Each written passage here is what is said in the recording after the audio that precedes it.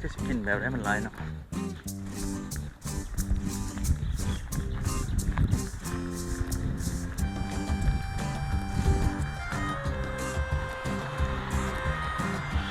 นี่ก็ต้นม่วงเขาไม่มานี่เรามีต้นม่วงแบบบ้านนะทำสัตว์แบบเดียวกันส่วนบ้านได้กับบ้านนั้นก็จะได้ใบม่วงงอนในประหายมองในต่างหลักเขาอยากเก็บสุกทีนี้มันก็ว่ามีโอกาสฝากไปกับไล่เหมือนมันก็เหี่ยวแห้งเลยว่ามีโอกาสนี่เด็กขี้เงินมายามเลยครับสบายดีพี่น้องเลยย่างตัวแสงแดดย่ำคำส้มพัตวันไก่จะหลับขอบฟ้าจะได้ก่อหอดอนดูเดินทางมาได้นี่ก็ต้นม่วงด้วยกัน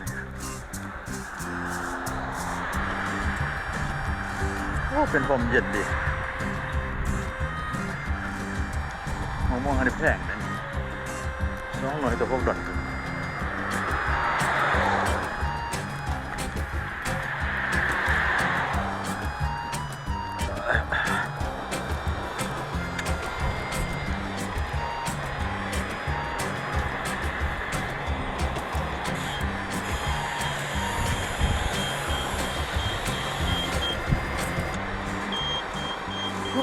ได้กินอากาศสด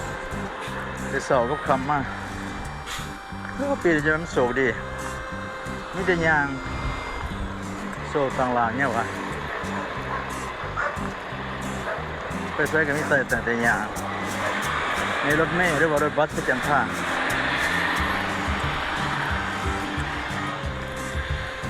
ก็บางม่วงอยู่คนเขาได้เพื่อนต้นใหม่สลับเนาะ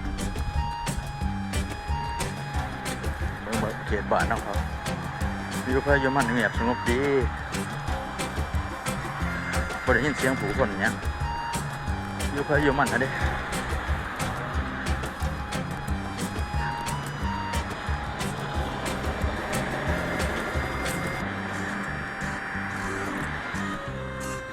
พูนบนเขตบ้านอยู่คนยังไกลอยู่มาเนี่ยกูเครื่องสิเด็กเก่าเดินต่อไปอีก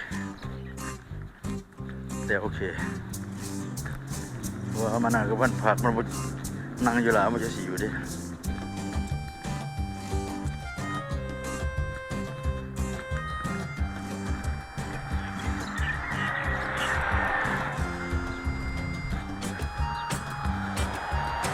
ใบมองอ่อนอยู่หลายอย่าฝากให้งูกินได้อันนี้มันลายเพราะว่าจะสีเห็ดยัง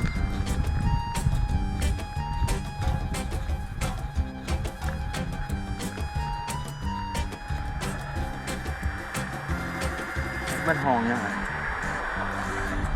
โอ้ไม่เอาไก่เนาะโอ้ถูกโกใช่ไหมหอมเป็นหอมเลย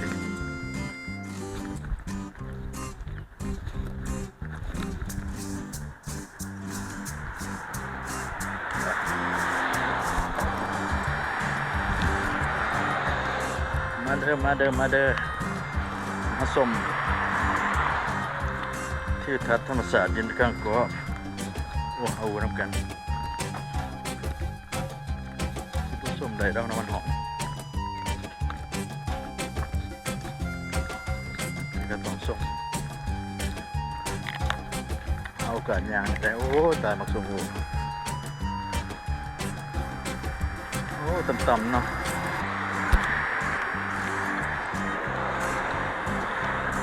นี่พ่นหลังมาเพื่อนป่าอย่างใหม่ละไอ้นี่งามกว่าอยู่บ้านไอ้บางทีก็ใบหมอนอ่อนโอ้ยอย่าฝ่ายหมูดินี่ฮอตช้อปปิ้งใช่ไหมเนี่ยฮอตเดินเกี่ยวยูเตแล้วก็เป็นเอชมาร์ทอาหารเกาหลีเนี่ยเป็นอาหารของเม็กซิกันแล้วก็มีพิซซ่าฮัทแน่เขาช้อปปิ้งใหญ่นะ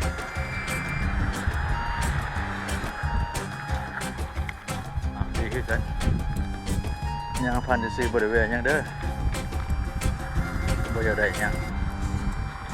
ก็หาบ้านแล้วคันว่าซั่นเอาช้อปปิ้งประเภทอันนี้ก็พวกเขารีไซเคิลกระป๋องเป็นแก้วน้ำ4ขวดเปล่าน้ำขวดน้ำขวดเบียร์วันนี้เป็นวันฮอลิเดย์วันพักของพระบาทสมเด็จพระเจ้าอยู่หัวของเขาคิงเขาไม่ทำไม่หาในภาคเบิดทางราชการหรือบางของราชการแต่ว่า private เขาบอก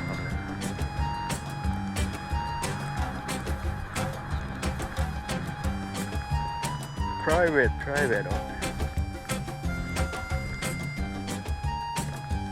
don't get it it's smart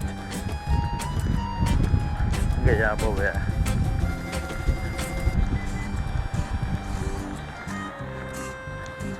เป็นซูเปอร์มาร์เก็ตขายเครื่องประเภทเอเชียเป็นพักเป็นหญ้าเป็นอาหารการกินนี่ทุกชนิดเลย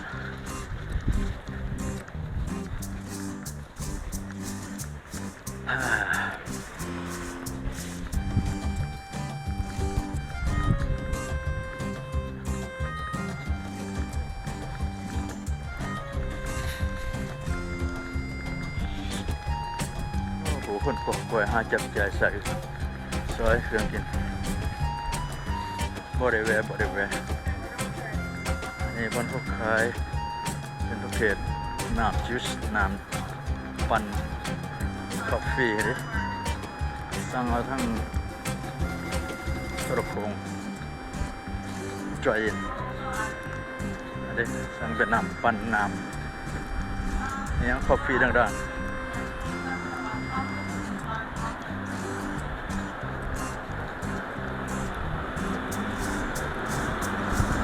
เอาละใกล้จะข้ามทางแล้ว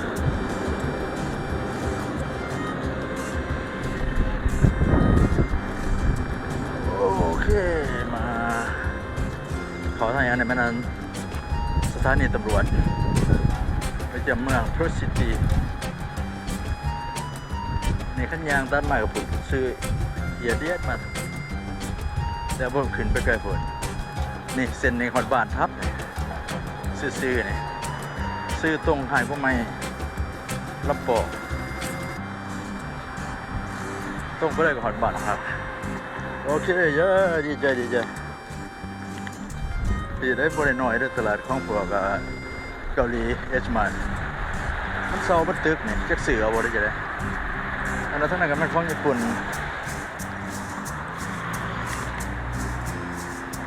ช้อปปิ้งใหญ่ๆที่ทั้งเฟสซิตี้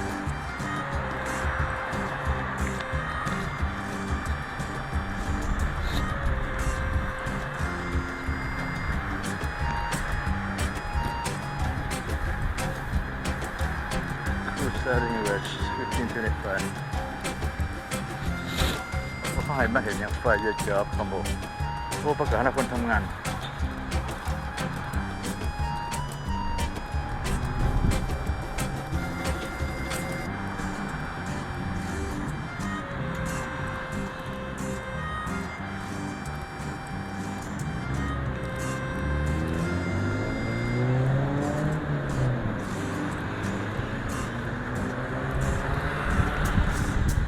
เดี๋ยวขึ้นหลังจะไก่อันนั้นเป็นสนามมาเล่นกีฬาฟุตบอล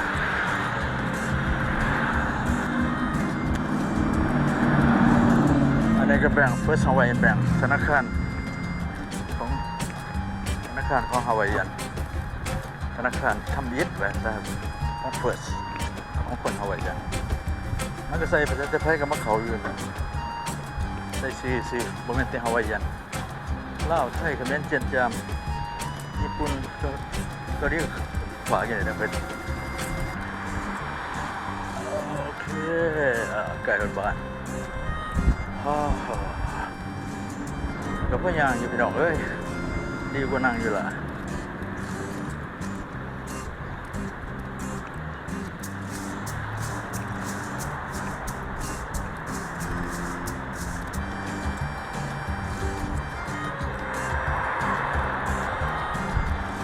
โ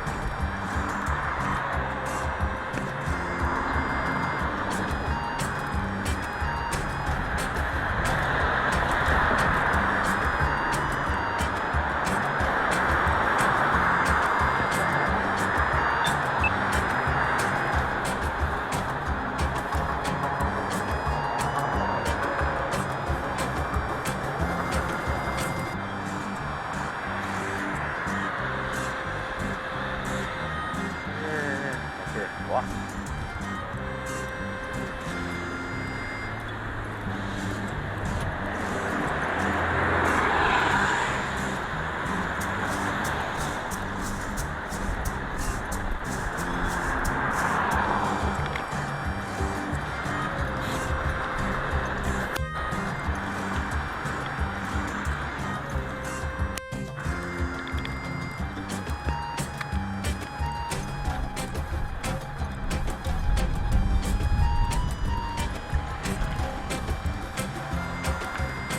บริษัทขายรถ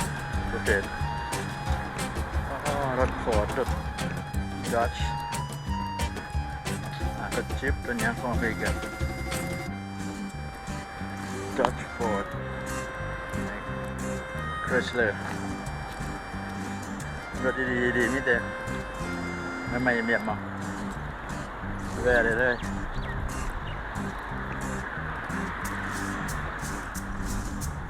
ผ่านแปลงรถนี่รถเงียบดีจ้ะ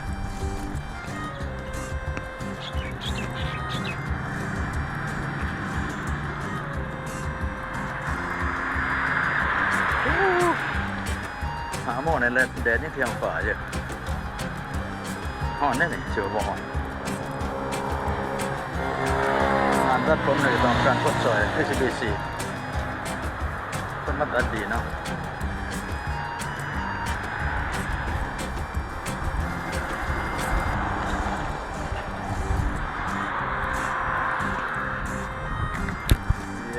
เกิดการระบาดสบายดีด้วยพี่น้องเด้อการระบาดเด้อเดินชมธรรมศาสตร์หาซื้อไอเดียต้นผักหักกันย่างกันย่างไปเป็นทางนี่บ้านอพาร์ตเมนต์สวยสะอาดตาดีมีต้นไม้ประดับประดา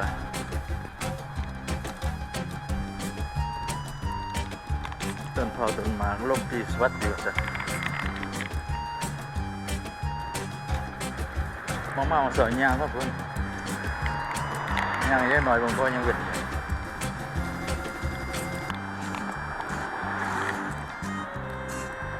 ยาง2,000 บาทสอบขึ้นไปสอดพุ่นมันโค้งหลายเนาะที่สิบไว้หรอละมือหนาจังสิคอยต่อท่านนี่ไปบางสาวในไทยบ่ติดบ่ได้เช็คเบิ่งก่อน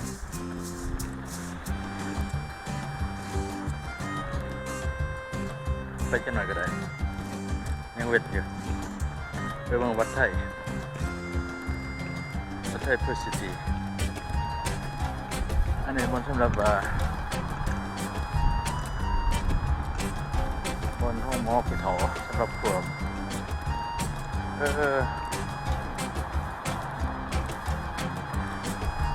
เขารีดไทยพวกนี้สู้เขาพวกแจ้งแห่ลูกเต่าไปหลับไปงานไทยไม่สตางค์มีประกันไทยอย่างกันเอามาป้าแบบนี้ลูกเต่าก็ได้เขาทำงานบนนั้นกับเบื้องผู้เฒ่าการงานกับบริเทศเพราะในเขาเอิ้นนัดซิงโฮมรับดูแลคนแก่กับมันจะเบื้องได้ทั่วไปเลยคือเราพอได้มีอินคัมมีรายได้ที่มีประกันภัยมีรายจ่ายเข้าในขยมเบิงเขาบอกเบิงฟรีแล้วเดือนหนึ่งกับ1,000 ฝ่าย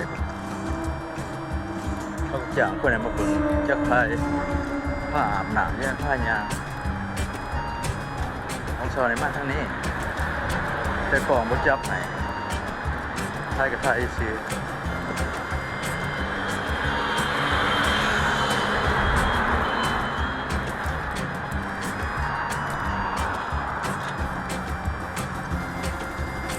ย่างกินอากาศจะซื้อห่อเป็นเมืองจะซื้อมันบ้านมาห่อได้วงสอนทานท่านนี่มันไก่บ้านไหนก็ได้ถือโอกาสถ่ายต่ออีกอย่างน้อยหนึ่งถ่ายก็เป็นไฮเวย์ของเขาบุญเส้นทางตอนนี้ก็ห่อปุ๊บก็แล้วห่อเนี่ยโค้งมาตัดกันประมาณ3 ชั่วโมงนี่ก็บ่น่าเฮ็ดไปขับขี่ถ่ายรูปของใบไอดีอะไรเงี้ยสำหรับ ของรัฐบาลมันนี่เขาปิดที่เพราะว่าวันพระราชสมภพของพระบาทสมเด็จพระเจ้าพระมหาเมหาพระราชายแห่งเกาะฮาวาย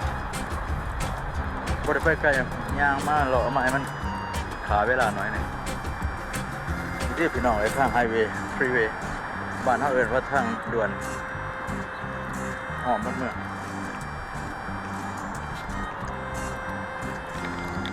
ให้เบิ่งดอกจำปาสีประหลาดดีสิเป็นแดงกับบ่แดงสิเป็นเหลืองกับบ่เหลืองอันไหนมันวัดไทยนี่แต่แค่มันวัดมันยังเพิ่งเศร้าบ่ได้ซื้ออันนี้วัดเพิร์ซิตี้872-A แม่นประสงค์ของไทยเป็นมาประจำอยู่ในรุ่นแล้วจนเป็นวัดหักที่นั่นเป็นหอมแถวที่บอก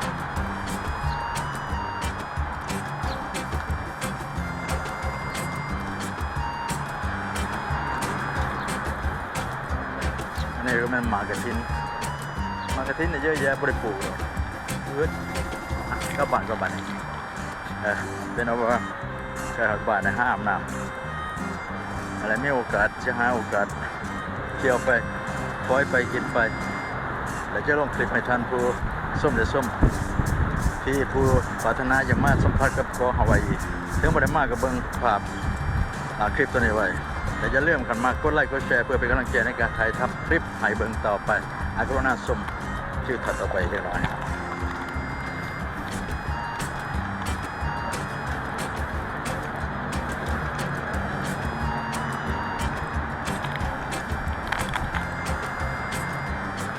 เคยหน่อยเด้อ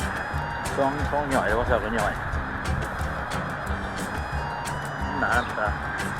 เรนเกอร์เขาเห็นนำพังริมเพื่อน